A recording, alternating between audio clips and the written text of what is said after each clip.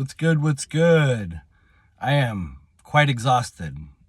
It is Thursday, and all week I've just been digging and moving gravel and moving dirt and prepping for concrete work. We're pouring the biggest patio I've ever been a part of. I'm really excited, but a little bit nervous because it's a pretty big. It's like 12 by 17, which isn't huge, but it's just, yeah. Anyways, and while I am exhausted, I'm also thankful because these years of struggle that I've gone through, and I'm still quite struggling, but they have been a blessing in the form of lessons that I've needed to learn and skills I am learning about construction, and it is a lot of fun at times.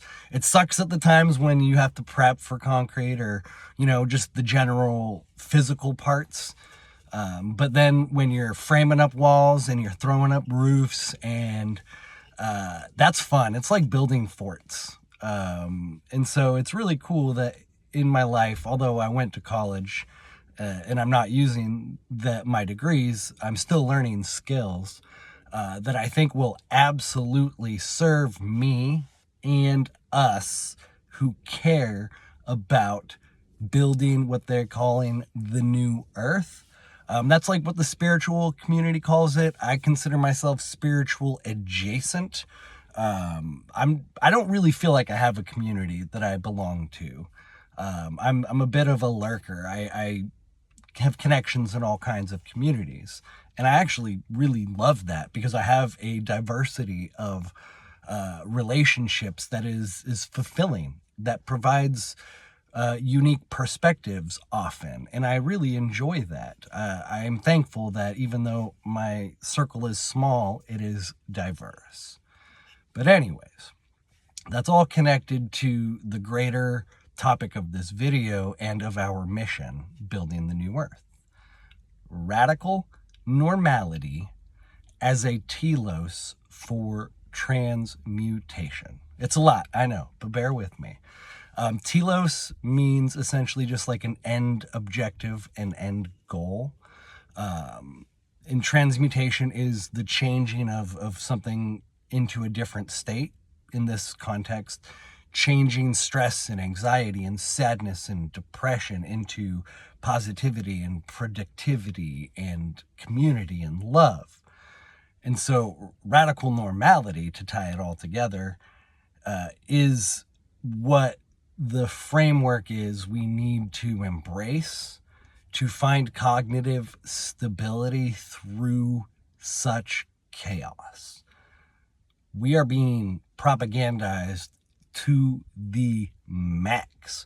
We are being physically, mentally, and spiritually fucked with on a hardcore level.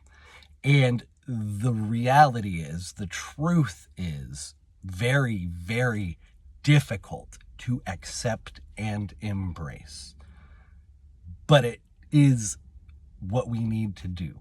And so we are normalizing a radical reality, but we are going to transmute that chaos. That is our mission, building the new earth. And I have this little formula I've been working on personally.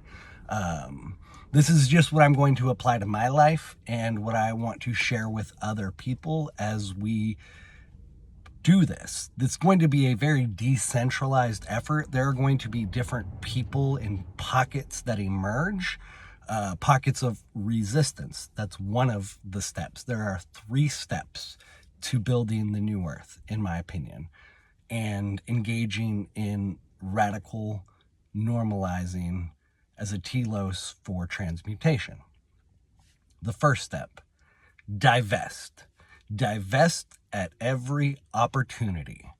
Divest means to take yourself away from the systems, the old systems, to not participate in the systems when possible. An easy example is if you are able to obtain your own power, so going solar and not having to plug into the grid at all, having a well so you don't have to plug into the well or into the water system.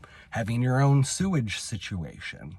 Those are difficult in theory. You know, you need to have land and you need to have the resources to set everything up. But those are not the only ways. Those are just sort of really easy, tangible ways to make the point. As much as you can, do not participate in the old system.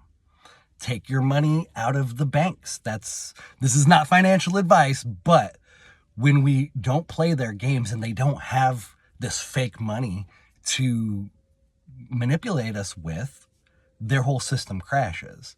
And I think the crash is still 100, 200 years out, but we are pioneers in this journey, in this battle. And so, yes, the first step, divest at every opportunity.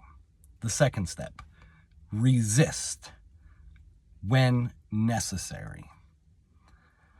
This is going to be a very controversial point, and it is not something I say lightly. It's not something I say gleefully. It's just something I have to say in a normal way, though it be radical.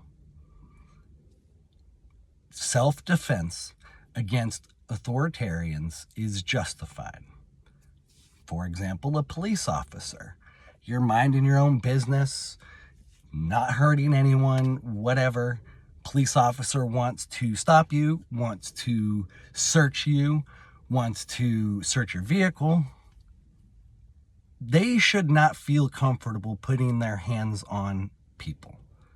Now, if someone's actively committing a crime, okay, yeah, whatever. But when we think about the term a victimless crime, how many victimless crimes have been punished in our society's history?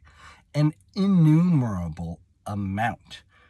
Our prisons are full of people who have engaged in barter with something that is still legal.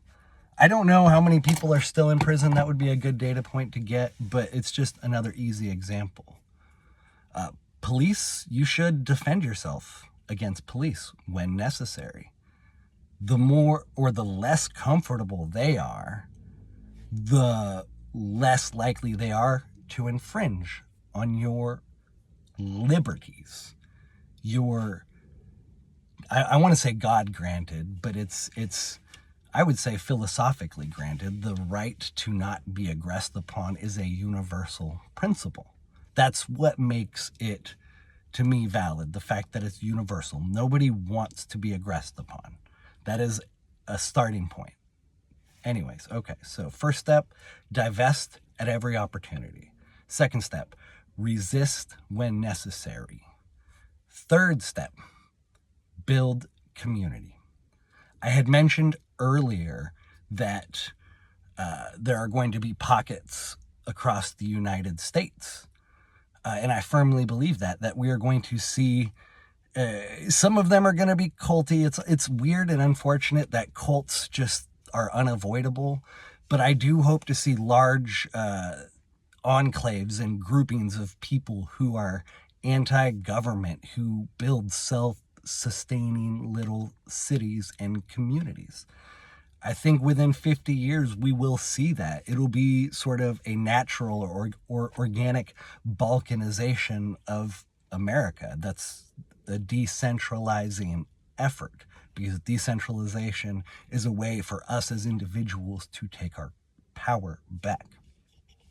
And building community is a way to combat the overarching power of authoritarianism. You have power in numbers. And so also it's fulfilling. It's a great purpose to have in life, is to have a group of people that you love and that you want to go to battle for and that you want to work for. And that's another thing, is that there are so many people who are lost and looking for community. And this is what I believe is the best path forward in building community. It's going to be a lot of farming and a return to nature, a return to the planet. This matrix, this digital matrix that, yes, we are participating in, has taken us away from the planet. And it is time for us to return to the planet. And I am so fucking excited for it. Even though it's probably a few years out before I get my own acreage, but that's the goddamn dream.